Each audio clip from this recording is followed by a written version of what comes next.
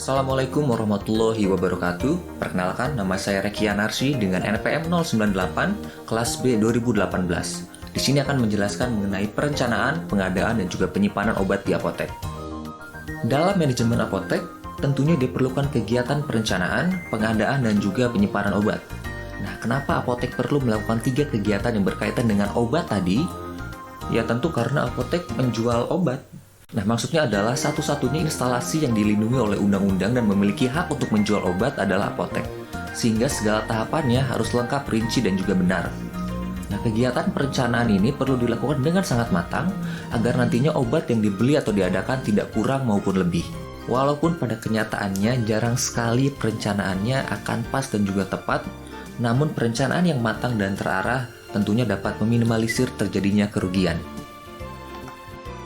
Secara umum, tujuan dilakukannya kegiatan perencanaan ini adalah agar obat yang dipesan bisa tepat jumlah, tepat jenis, tepat waktu, dan juga efisien.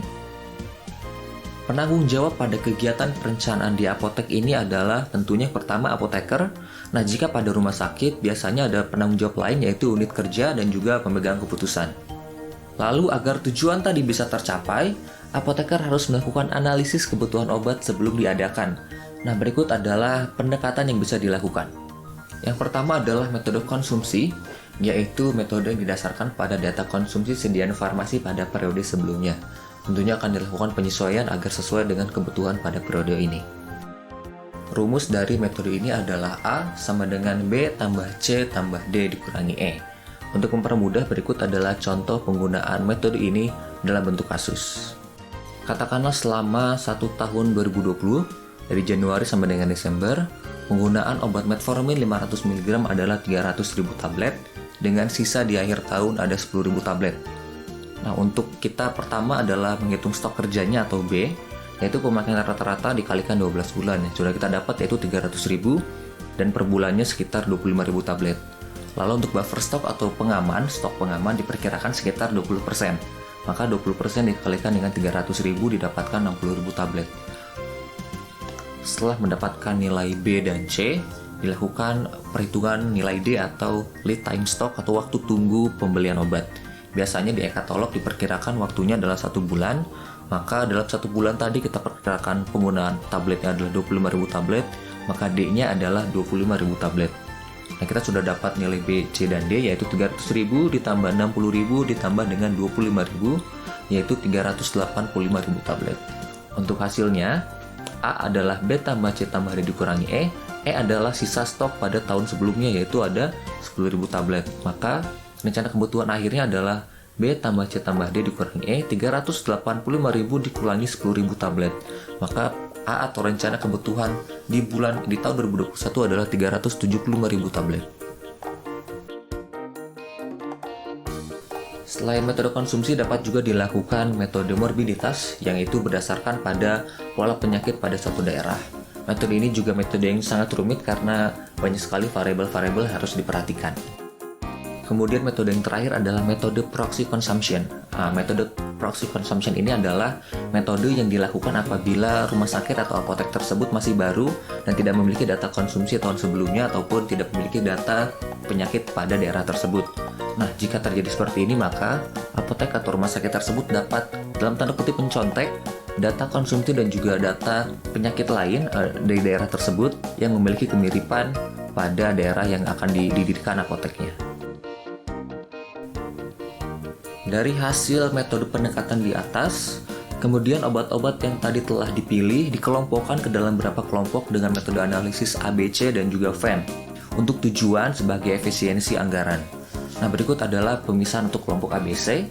Kelompok A adalah kelompok jenis obat dengan jumlah nilai rencana pengadaannya menunjukkan penyerapan dana sekitar 70% dari jumlah dana obat keseluruhan. Kemudian kelompok B adalah kelompok jenis obat dengan jumlah nilai rencana pengadaannya menunjukkan penyerapan dana sekitar 20%. Lalu yang C adalah kelompok jenis obat dengan jumlah nilai rencana pengadaannya menunjukkan penyerapan dana sekitar 10% dari jumlah dana obat keseluruhan. Jadi analisis ABC ini berdasarkan anggaran yang digunakan. Lalu selanjutnya adalah analisis Venn, dibagi juga menjadi 3 kelompok, yaitu kelompok V, E, dan juga N. Kelompok V atau vital adalah kelompok obat yang mampu menyelamatkan jiwa atau life saving. Contohnya adalah obat shock anafilaksis. Lalu untuk kelompok E atau esensial adalah kelompok obat yang bekerja pada sumber penyebab penyakit dan paling dibutuhkan untuk pelayanan kesehatan. Contohnya adalah antidiabetes, analgesik, dan juga antibiotik. Lalu ada kelompok N atau non-esensial, merupakan obat penunjang, yaitu yang obatnya ringan dan biasa dipergunakan untuk menimbulkan kenyamanan atau untuk mengatasi keluhan-keluhan ringan, contohnya seperti vitamin dan juga suplemen. Lalu setelah dilakukan analisis terhadap dua metode tadi, dapat dibuat juga bagan seperti yang ada dalam video. Nah, kombinasi ABC-VN ini sangat bermanfaat untuk melihat dan mengelompokkan obat berdasarkan harga dan juga urgensinya.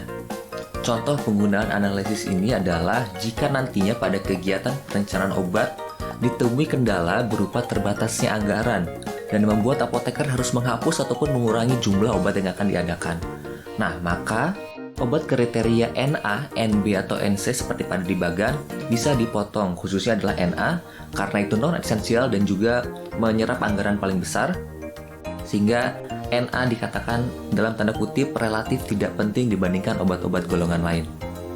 Nah, selanjutnya obat-obat yang sudah dipilih tadi ataupun hasil evaluasi ulang jika dibutuhkan disebut juga RKO atau rencana kebutuhan obat. Nah, RKO ini kemudian dilaporkan secara online untuk monitoring evaluasi ke website monefkatalogobat.kemkes.go.id. Tahap selanjutnya setelah perencanaan adalah pengadaan. Nah, jenis pengadaan obat yang pasti dilakukan semua apotek adalah pengadaan obat yang berdasar pada Peraturan Menteri Kesehatan Republik Indonesia Nomor 5 Tahun 2019 tentang perencanaan dan pengadaan obat berdasarkan katalog elektronik atau e-katalog. Apotek yang sudah mengirim RKO tadi dapat membeli dan melakukan pengadaan obat lewat website e-katalog yaitu e-katalog.lkpp.go.id yang kegiatannya disebut juga dengan e-purchasing. Setelah dilakukan pengadaan dan juga penerimaan obat, penyimpanan obat pun perlu diatur agar tidak terjadi kerusakan ataupun kekeliruan. Berikut adalah beberapa poin dalam penyimpanan obat di apotek. Yang pertama adalah obat harus disimpan dalam wadah asli dari pabrik. Jika obat dipindahkan ke wadah lain, harus dicegah agar tidak terjadi kontaminasi dan ditulis informasi yang jelas. Wadah obat juga harus memuat nomor batch dan juga tanggal kadaluarsa. Semua obat-obatan harus disimpan pada kondisi yang sesuai sehingga terjamin keamanan dan juga stabilitasnya. Contoh, jika obat bisa disimpan di suhu ruang maka tidak apa-apa untuk disimpan di ruangan biasa. Namun jika ada obat-obat khusus yang harus disimpan dalam kondisi suhu tertentu, maka obat tersebut harus disimpan di ruangan khusus juga. Lalu untuk sistem penyimpanannya dapat dilakukan dengan memperhatikan kelas terapinya, bentuk sediaannya seperti liquid, semi-solid ataupun solid.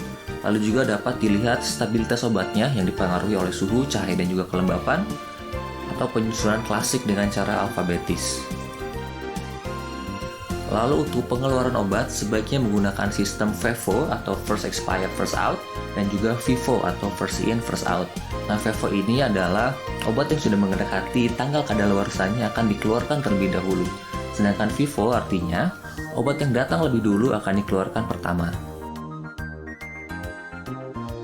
Perlu diperhatikan juga obat yang mirip entah itu nama ataupun tampilannya, atau istilahnya adalah lasa, look like, atau sound like. Nah, pada kasus ini kedua obat yang mirip harus ditempatkan terpisah dan juga diberi tanda khusus agar tidak tertukar.